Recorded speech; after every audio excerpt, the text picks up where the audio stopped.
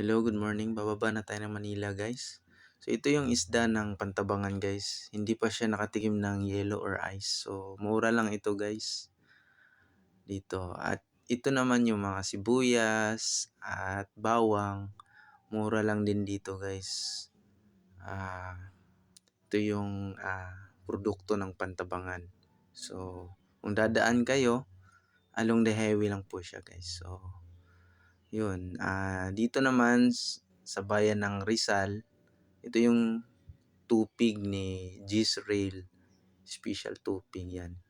So, nagpaalam tayo dyan, guys, na i-upload daw natin.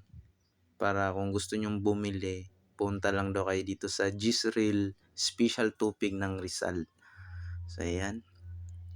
So, may bata pa na kumakain ng tupig daw. Sige. Saka, syempre, sa gilid nila, maraming prutas din yan. Mga mura lang din. Sa pamilihan ng Rizal to, guys. Mura lang dito. Ng Nueva Ecija.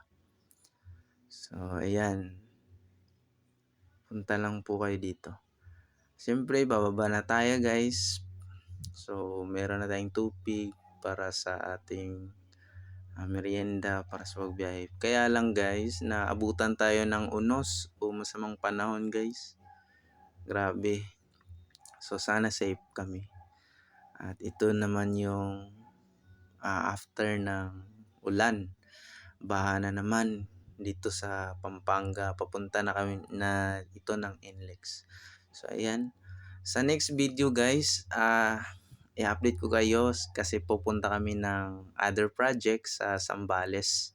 So, maganda din dun yung view ng lugar.